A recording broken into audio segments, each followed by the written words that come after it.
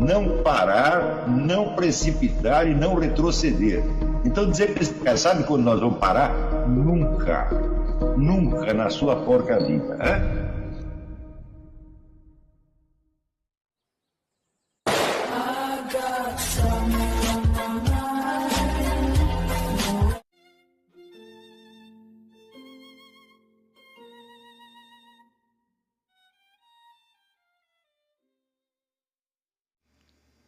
E aí pessoal, tranquilo? Então vem aqui antes do vídeo começar, pedir para vocês se inscreverem, quem não for inscrito, compartilhar, curtir, comentar. Quem puder seja membro do canal, que isso ajuda bastante. Tem também o link do Apoia-se. Quem puder ajudar nosso canal e apoiar financeiramente vai ser muito bem-vindo. Mas o mais importante é transmitir o conteúdo e os conhecimentos do professor Olavo de Carvalho para mais e mais brasileiros. Então compartilhe e ajude aí nossa causa. Muito obrigado a todos os membros, apoiadores do canal. Fico muito feliz. Tenho certeza que a gente está no caminho certo. Então fiquem com o vídeo e até mais. Valeu! Condena a excomunhão automática, late sententia, todo sacerdote católico que colabore com movimentos, partidos ou grupos comunistas. No novo texto, aprovado pelo João Paulo II, condena-se a excomunhão automática aqueles que professem o marxismo. Né? Então, alguns espertinhos interpretam isso no sentido de que a colaboração com movimentos comunistas não implica mais a excomunhão automática. Só o que implica é o sujeito professar o marxismo. Então, é claro que nessa interpretação existe um pouco de má-fé. Eu acho que é assim, 20% de má-fé, 80% de analfabetismo funcional. Então, eu vou dar mais tarde um curso sobre a arte de ler. Mas podemos já dar aqui como é que se diz, um aperitivo disso aí, fazendo o exercício quanto à interpretação desta simples expressão, professar o marxismo. Então, primeiro vamos ver o que quer dizer professar. Em quase todas as línguas ocidentais, o inglês, italiano, francês, português e tal, o verbo professar tem as seguintes acepções, que eu, para resumir, vou pegar aqui do dicionário do Francisco Fernandes, dicionário de sinônimos do Francisco Fernandes, que é excelente. Mas se você procurar em outros dicionários, vai encontrar exatamente a mesma coisa. Então, professar, em primeiro lugar, tem o sentido de confessar ou reconhecer publicamente.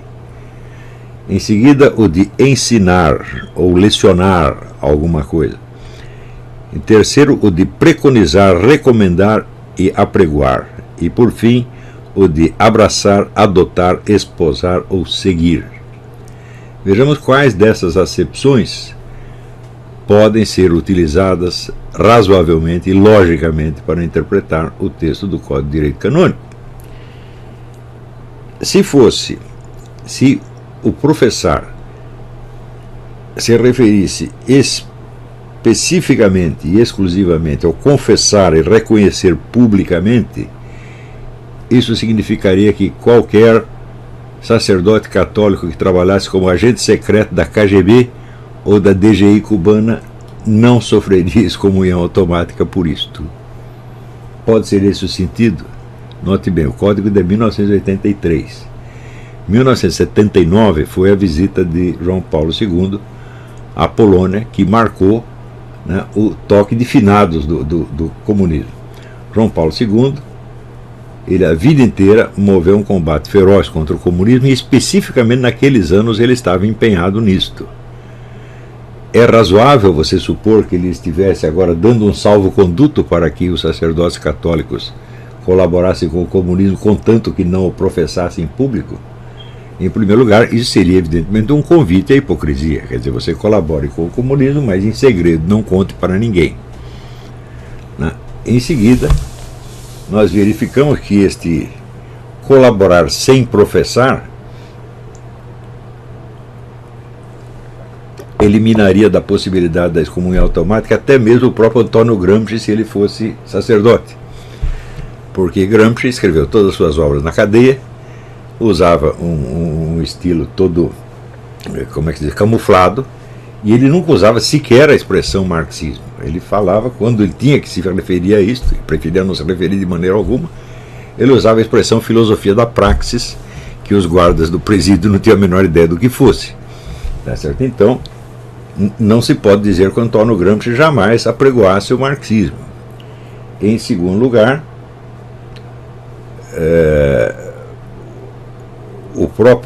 a própria estratégia gramsciana, como nós vamos ver daqui a pouco, ela não tem nada a ver com apregoar o marxismo, absolutamente nada.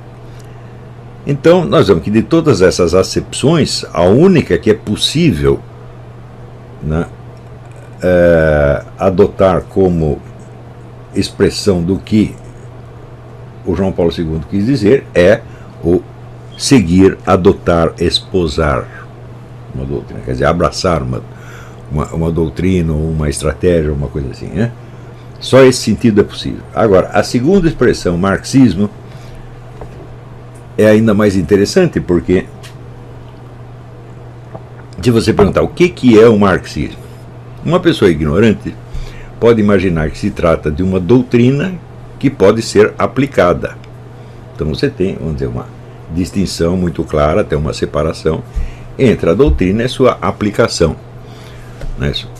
Então, como por exemplo, num projeto de engenharia, você tem o projeto e depois você tem a execução do projeto. O sujeito que faz o projeto não é necessariamente responsável pela sua execução, e a execução pode ser mais ou menos fiel ao projeto. Tá certo? Então a relação entre doutrina e prática, ou entre teoria e prática, nessa perspectiva, se refere a duas coisas independentes e separadas. Tá certo? Isso se aplica ao marxismo de maneira alguma, porque desde o início e ao longo de toda a sua história, o marxismo insiste em que ele é, sobretudo, aquilo mesmo que o Gramsci chamava, isso é, a filosofia da praxis. O que é a praxis? A praxis é uma mistura indiscernível de teoria e prática. Ou seja, não há uma teoria a ser aplicada.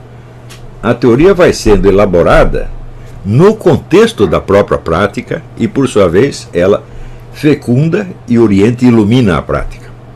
Quer dizer, não há uma teoria pronta do marxismo, não há e nunca houve e jamais haverá. A teoria jamais estará pronta. Então, o que mais caracteriza a história do marxismo é justamente a sucessão das suas mudanças teóricas provocadas diretamente pelas situações práticas. Por exemplo, você vê aqui um dos tópicos mais claros no marxismo original, no marxismo dos fundadores, Marx e Engels, é dizer que a classe revolucionária por excelência é o proletariado urbano. O proletariado urbano é constituído maciçamente de ex-camponeses que abandonaram as suas terras, quer dizer, levados à miséria, né? Porque, seguindo-se a Revolução Francesa, os capitalistas compraram as terras todas a preço de banana e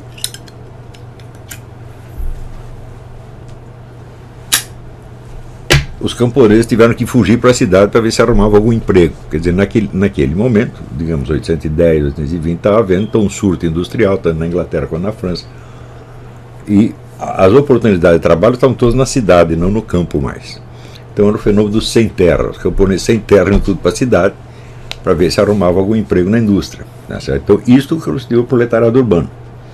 O proletariado vem de prole. A função social do proletariado é não só produzir, mas gerar filhos, ou seja, gerar mais mão de obra, a função eminentemente quantitativa. Então, esta classe aqui, segundo Karl Marx, seria a classe revolucionária. Os camponeses, ao contrário daqueles que conseguiram ficar no campo, eles são apegados às suas propriedades, tá certo? E são contra mudanças sociais e, sobretudo, contra o advento da sociedade industrial, que, evidentemente, os prejudica pelo advento, como nós vemos até no Brasil, vamos dizer, da agricultura industrializada, que reduz drasticamente o número de empregados e começa a usar máquinas em grande quantidade. Tá certo? Então, os camponeses, segundo Marx, faziam parte da reação, era a classe reacionária por excelência. A experiência histórica confirmava isso, porque a reação à Revolução Francesa veio eminentemente do campo, da área rural, onde teve, sobretudo na região da Vendée, na França, a guerra civil, um negócio enormemente sangrento, que depois de vários anos de guerra conseguiu ser massacrada pelo governo central. Quer dizer, as tropas da Vendée eram maciçamente monarquistas e camponesas. Então, a história parecia confirmar o que disse Marx.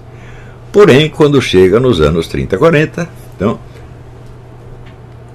o Mao Tse-tung, vendo que a China tinha um proletariado urbano ainda muito incipiente, a China não estava industrializada suficientemente para ter um proletariado urbano significativo, aposta tudo do quê?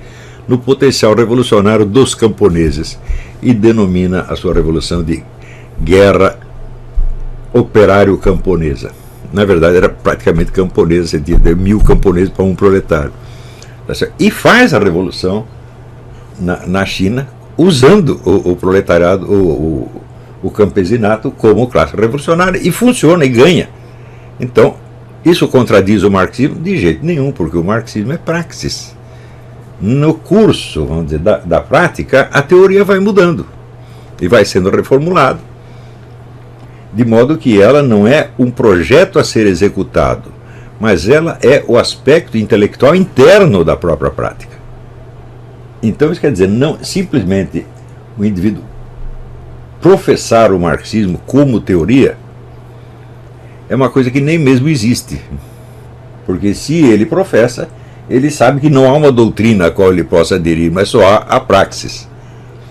Então, e se ele está na praxis, bom, então evidentemente não se trata apenas de professar uma doutrina, tá certo? Mas de integrar o seu trabalho intelectual na praxis revolucionária.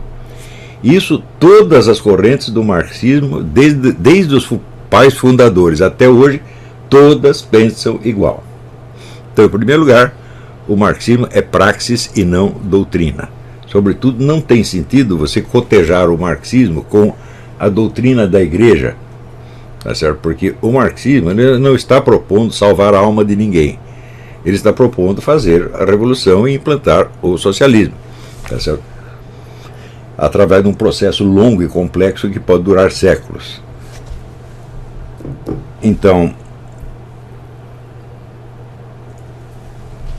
mesmo a perspectiva materialista, que o Marx chamou de materialismo histórico e materialismo dialético, não é necessariamente oposto à doutrina da igreja, porque pode ser um materialismo puramente metodológico.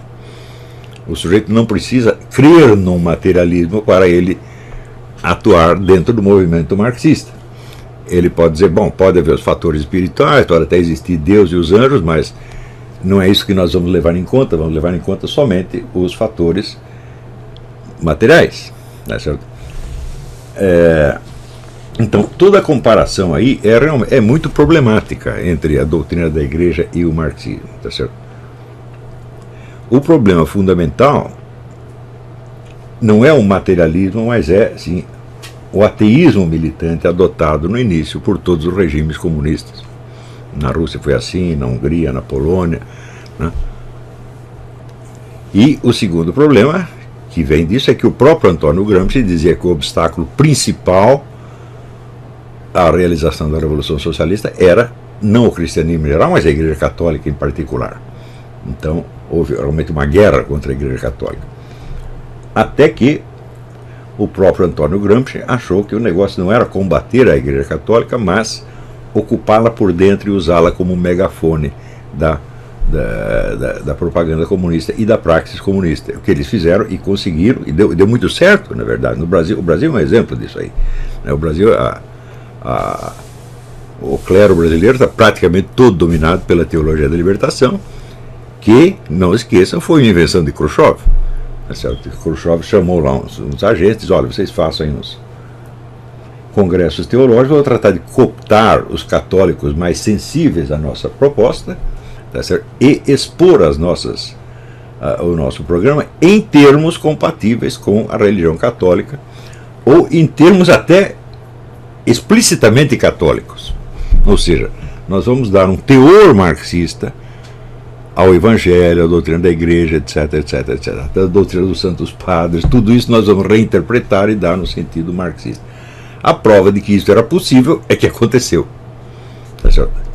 Não quer dizer que os camaradas os marxistas tenham se convertido ao catolicismo. Ao contrário, a proposta é muito clara, é esvaziar a religião católica do seu conteúdo específico e preenchê-la de conteúdo marxista usando as mesmas palavras. Assim como nos Estados Unidos, eles usam o vocabulário, vamos dizer, dos Founding Fathers, da Constituição, etc, etc, mas tudo dando, vamos dizer, nuances completamente diferentes.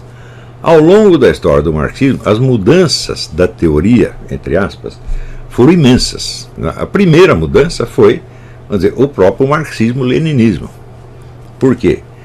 Marx e Engels apostavam tudo no proletariado urbano. E Lenin e Trotsky estavam num país onde o proletariado era ainda incipiente, a Rússia. A Rússia estava se industrializando rapidamente, mas a industrialização dela era nada em comparação com a imensa extensão de terras ocupadas pela classe camponesa. Então não havia um proletariado suficiente para fazer a revolução.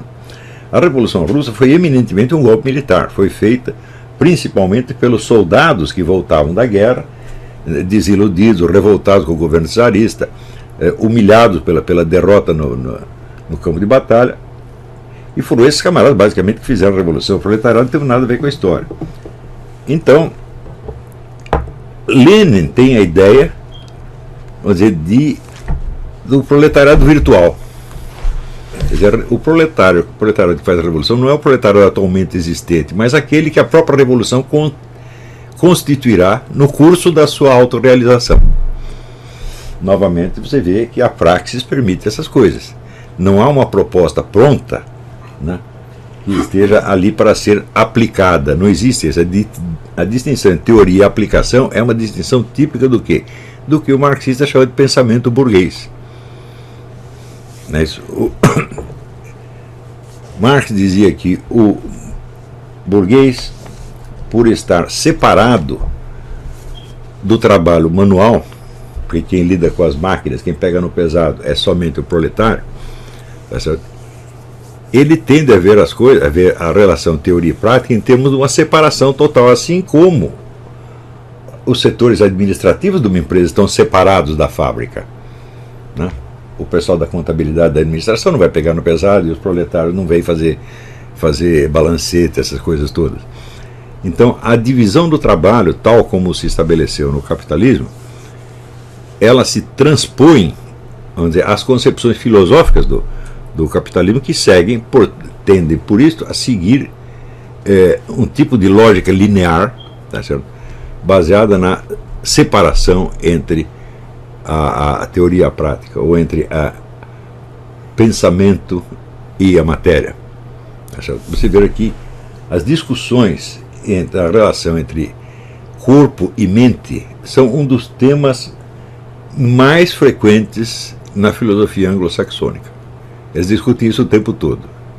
Vamos dizer, para um marxista isso não é um grande problema, ele já resolveu. Tá certo? É tudo material, o pensamento também é apenas um reflexo da matéria e acabou. Não tem mais nada o que pensar. Mas, para o pensamento burguês capitalista, isto é um dos grandes problemas. Tá certo?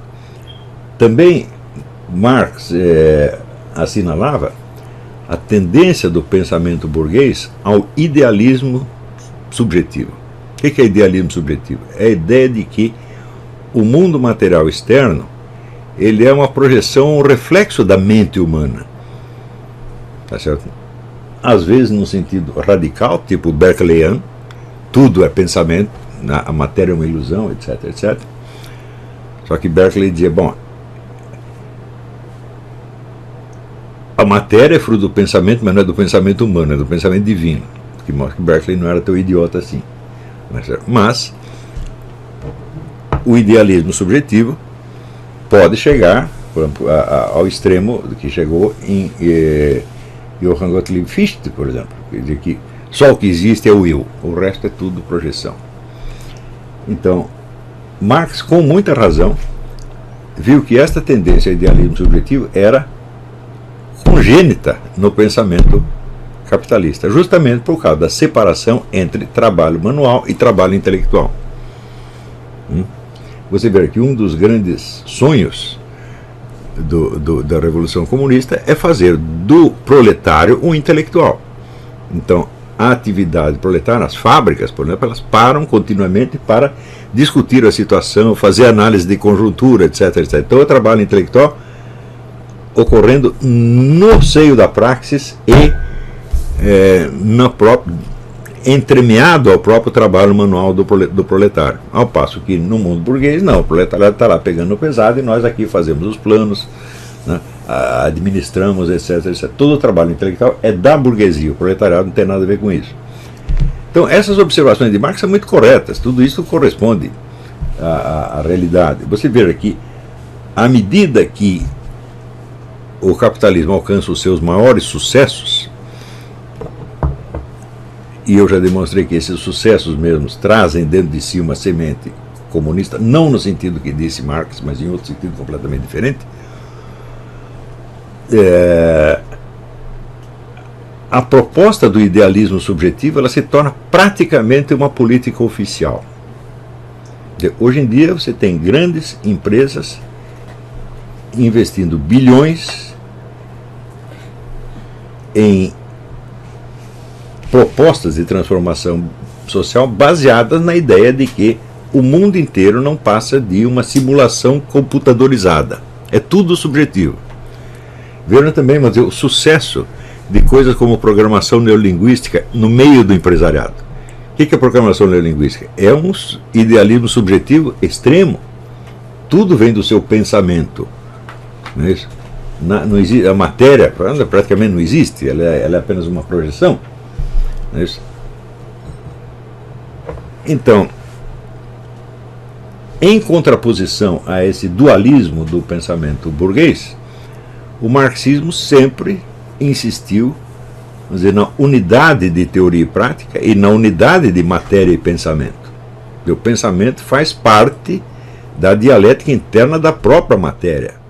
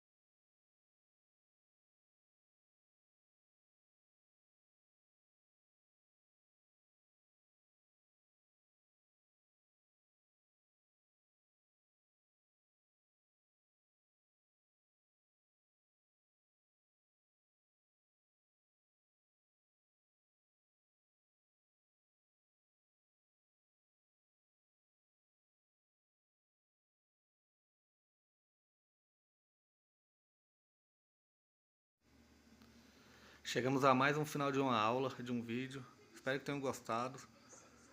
Quem não se inscreveu ainda, se inscreva, compartilhe, comente. Ajude o nosso canal, apoie, seja membro. E ajude o nosso canal a chegar a cada dia a mais brasileiros que precisam muito do conhecimento do professor Olavo de Carvalho. Então é isso aí, fique com Deus, até o próximo. Valeu! Então é isso aí, pessoal. Aqui é o nosso canal. Aqui são alguns livros que eu já li. A maioria foi doação, mas alguns eu adquiri, professor Olavo de Carvalho. Alguns livros se perderam aí que eu emprestei. Professor Alexandre Costa. A Bíblia Sagrada. 10 lições sobre Karl Marx. Indico a não ler esse livro, que é muito ruim mesmo.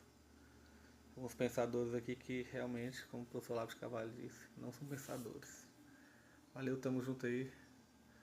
Apoie nosso canal, seja membro.